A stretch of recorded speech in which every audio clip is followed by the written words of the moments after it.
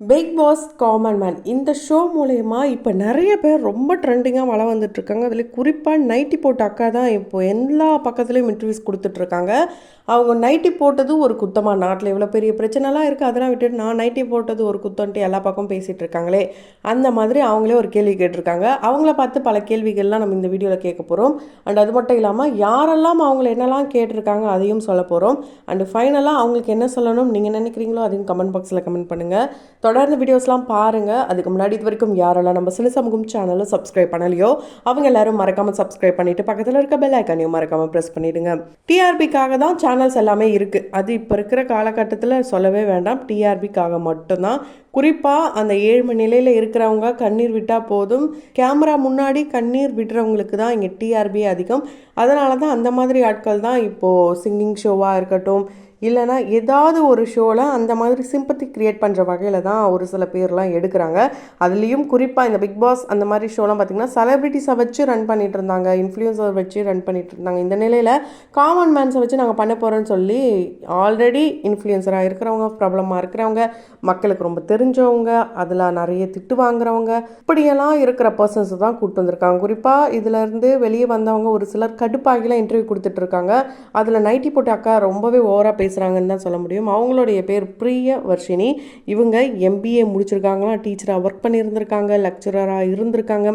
இப்படிலாம் இருந்தவங்கள பார்த்து உங்களுக்கு இடம் பொருள் ஏவெல்லாம் என்னன்னு தெரியுமான்ட்டு ஆரி கேட்ட கேள்வியால் அவங்க கடுப்பாயிட்டாங்களாம், ரொம்ப ஹர்ட் ஆகிட்டாங்களாம். அதனால் என்கிட்ட மன்னிப்பு அவர் கேட்கணுன்ற மாதிரி அவங்க அந்த இடத்துல சொன்னது மட்டும் இல்லாமல் போகிற எல்லா இன்டர்வியூலையும் அதை தான் சொல்லிகிட்டு இருக்காங்க. ஸோ ஆரி அவர்களை எல்லாருக்குமே தெரியும், நிறைய பேருக்கு ரொம்ப பிடிக்கும். நீதி, நேர்மை, கண்ணியம், கட்டுப்பாடு இதுக்கான ஒரு முழு உருவமாக அவரை பார்க்குறாங்கன்றது பல பேருக்கும் தெரியும். அந்த ப்ரோமோலையும் அப்படி தான் காட்டியிருந்தாங்க. ஸோ இப்படிப்பட்ட ஒரு நபரை அவன் இவன் சொன்னது மட்டும் இல்லாமல் அங்கே இருக்கிற யாருக்குமே மரியாதை கொடுக்காம பேசுனது மட்டும் இல்லாமல் ஃபைனலாக ஆரி ப்ரோ, சாரி ப்ரோ, நீங்கள் என்கிட்ட கேட்கணும் ப்ரோ, இப்படிலாம் சொன்னது மட்டும் இல்லாமல் நைட்டி போடுறது என்னுடைய உரிமை, நான் ஹவுஸ் ஒய்ஃப் அப்படின்றத ப்ரூவ் பண்ணணும், என்னுடைய பர்சனல் லைஃப்பில் நிறைய விஷயங்கள் நடந்துருச்சு, குறிப்பாக இழப்புகள் நிறைய நடந்திருக்கு, ஸோ அதிலேருந்து நான் மீண்டு வரணும், அண்டு எனக்குன்னு ஒரு set of people, friends gang நான் சேர்க்கணும்னு நினைக்கிறேன். அதுதான் என்னுடைய அதுக்காக தான் நான் வந்திருக்கேன், மற்றபடி வேறு எதுவும் கிடையாது. வீட்டு வேலை நான் ரொம்ப நிறைய செய்வேன், அதுக்கு இந்த நைட்டி தான் எனக்கு கம்ஃபர்டபுளாக இருக்கும். இப்போ வாட்டர்மெலன் ஸ்டாருன்ட்டு ஒரு பேர்லாம் கொடுத்தாங்களா, அந்த மாதிரி எனக்கு ஹவுஸ் ஒய்ஃப் ஸ்டார் அப்படின்னே எனக்கு பேர் வைக்கலான்ற மாதிரி இவங்களே கண்டென்ட்டை எடுத்து கொடுத்துட்ருக்காங்க.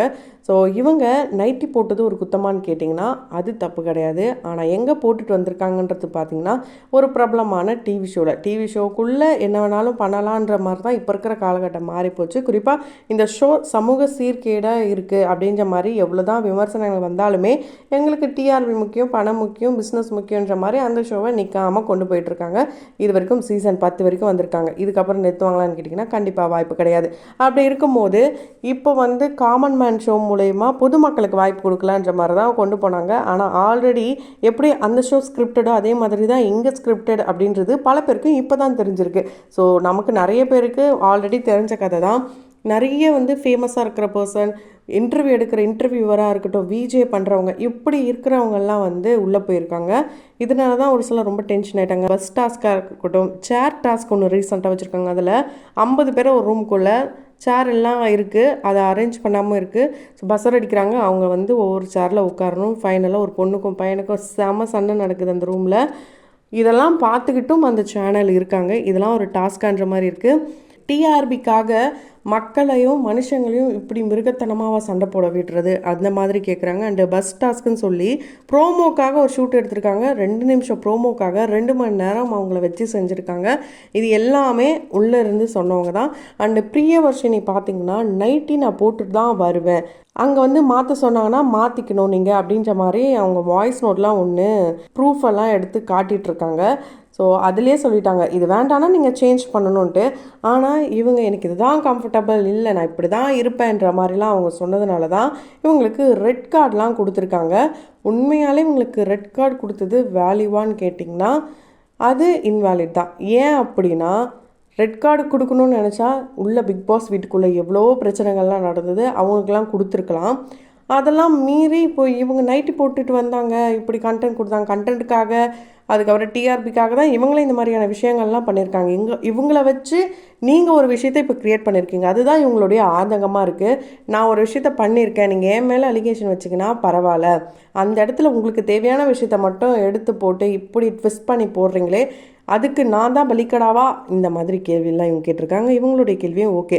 அண்டு இவங்க எப்படி இந்த மிஸ்டேக்லாம் பண்ணியிருக்காங்களோ அதே மாதிரி சேனல் சைட்லேயும் மிஸ்டேக்ஸ் இருக்குது. அது எப்படின்னா, இப்போ இவங்க இப்படி தான் வீடியோ போடுவாங்கன்றது உங்களுக்கு தெரியும்.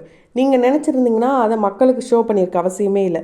ஆனால் இப்படி டிஆர்பிக்காக இந்த ஷோவையும் அடுத்தளவு கொண்டு போகணும் அப்படின்றதுக்காக ஒரு குடும்ப பெண்ணை கூட்டு வந்து இப்படி வந்து பண்ணலாமா, அந்த மாதிரி பல பேரும் கமெண்ட் பண்ணுறது மட்டும் இல்லாமல் இவங்களும் இந்த கேள்வியை கேட்டிருக்காங்க. எப்படி நீங்கள் என்ன வச்சு நீங்கள் இப்படி பண்ணலாம், எனக்கு மென்டல் ஹெல்த் ப்ராப்ளம்லாம் கிடையாது, எனக்கு தெரப்பிலாம் ஒன்றும் தேவை கிடையாது, என்னை பைத்தியம் சொல்லாமல் சொல்லியிருக்காங்க, அது எப்படி சொல்லலாம், நான் ஓவியாவுக்கு தலை வணங்குகிறேன், இப்படியெல்லாம் வந்து அவங்க இன்டர்வியூவில் பேசுகிறாங்க. ஸோ ஒவ்வொரு இன்டர்வியூலையுமே வந்து ஒவ்வொரு விஷயங்களை அவங்க சொல்லிகிட்ருக்காங்க. உண்மையாலே இந்த ஷோ வேணுமான்னு கேட்டிங்கன்னா கண்டிப்பாக மக்களுக்கு போட்டு காட்டணும்னு அவசியம் கிடையவே கிடையாது. ஆனால் இப்படிப்பட்ட ஷோக்காக தான் பல பேரும் ஈகராக வெயிட் பண்ணிகிட்ருக்காங்க. யார் யார் கூட சண்டை போட போகிறா, யார் யார் கூட காதலிக்க போகிறா, இந்த மாதிரியான விஷயங்கள் தான் இப்போ சோஷியல் மீடியாலே பப்ளிக்காக பர்சனல் விஷயம் எல்லாம் வந்ததுனால ஷோவும் அந்த மாதிரி இருந்தால் ஒரு இஷ்யூவும் இல்லைன்ற மாதிரி மைண்ட் செட் மாறிடுச்சு. அப்படி தான் இந்த ஒரு நைட்டி மேட்ரும் ஆயிருக்கு. எங்கே வேணாலும் நைட்டி போட்டுன்னு போகலான்னு அவசியமே கிடையாது, அர்த்தமும் கிடையாது.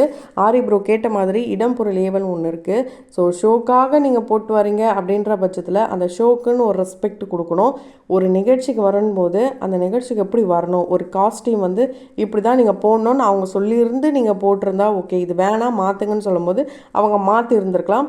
அண்டு இந்த ஒரு விஷயத்தை அவங்கள வந்து சேனல் வந்து உள்ளே கூப்பிட்டு வந்து அவங்கள வச்சு ஒரு ட்ராமாவை க்ரியேட் பண்ணி டிஆர்பி ஏற்றி அந்த ப்ரோமோ நல்லா வேறு லெவலில் போய் இப்போது இவங்க ரொம்ப வேறு லெவலில் பேசிகிட்டு இருக்காங்க, எல்லாம் நிறைய இன்டர்வியூஸ்லாம் கொடுத்துட்ருக்காங்க. இப்படி ஒருத்தங்களை வந்து டிஃபேம் பண்ணி தான் ஒரு ஷோ நடத்தணும்னு கிடையாது. ஏன்னா காலங்காலமாக இப்படி தான் பண்ணிகிட்ருக்காங்க. இதில் காமன் மேன் அப்படின்னு தலைப்பில் கொடுத்து இந்த மாதிரி மக்களை கூப்பிட்டு வந்து பண்ணிகிட்ருக்காங்க. ஸோ அது மட்டும் இல்லாமல் இந்த நைட்டி போட்ட அக்கா வந்து அவங்க பர்சனலாக ஒரு வீடியோ போடுறாங்க, இல்லை அவங்க வீட்டு வேலை செய்கிறாங்க, அவங்க ஷோவில் போடுறது ஓகே. நம்ம ஒரு இன்டர்வியூக்கு போகும்போது இப்படி போவீங்களான்ட்டு ஆரி ப்ரோ கேட்டிருந்தாருன்னு ஒரே காரணத்துக்காக அவங்க போகிற எல்லா இன்டர்வியூக்கும் நைட்டி மட்டும் தான் போட்டுட்டு போகிறாங்க. அது ரொம்பவே தவறு. அந்த சேனலுக்குன்னு ஒரு மரியாதை கொடுக்கணும். அந்த நம்ம இன்டர்வியூ எடுக்க வரவங்களே கோட் ஷூட்டோட தான் வராங்கன்னும் போது இவங்க ஒரு நாகரிகமான உடையில் இருந்திருக்கலாம். நைட்டி வந்து ரொம்ப அசிங்கமாக இருக்குது அப்படின்னு நீங்கள் யாரும் சொல்ல. ஆனால் எந்த இடத்துல போடணுன்னு ஒன்று இருக்குது. நம்ம படிக்க போகும்போது காலேஜுக்கோ இல்லை வேலைக்கு போகும்போது ஆஃபீஸ்க்கோ இந்த மாதிரி இடத்துக்குலாம் வந்து நைட்டியோட நம்ம போக மாட்டோம் கண்டிப்பாக. ஸோ நிறைய பேர் வந்து ஸ்கூலில் குழந்தைங்கள கூப்பிட்டு போகிற வரைக்குமே நைட்டி வந்து போட்டுட்டு போகிறாங்க. இதெல்லாம் கொஞ்சம் மாறலாம். ட்ரெண்டுன்ட்டு சில விஷயங்களை வந்து வேறு மாதிரி கொண்டு போகிறது வந்து அது சரியில்லாத சூழ்நிலையாக இப்போ இருக்குது. ஆனால் இதை இந்த அளவுக்கு கொண்டு வருவாங்கன்னு யாருமே எதிர்பார்க்கல. அந்த வகையில் இந்த நைட்டி போட்ட பிரிய வர்ஷினி அவங்களுக்கு என்ன சொல்லணும்னு நினைக்கிறீங்க, அண்டு காமன் மேன் ஷோ நடத்துகிற சேனலுக்கு என்ன சொல்லணும்னு நினைக்கிறீங்களோ அதை கமெண்ட் பாக்ஸில் கமெண்ட் பண்ணுங்கள். தொடர்ந்து வீடியோஸில் பார்க்கணும்னு நினச்சிங்கன்னா உடனே நம்ம சினி சமூகம் சேனலை சப்ஸ்கிரைப் பண்ணிவிட்டு பக்கத்தில் இருக்க பெல் ஐக்கனையும் மறக்காமல் ப்ரெஸ் பண்ணிவிடுங்க.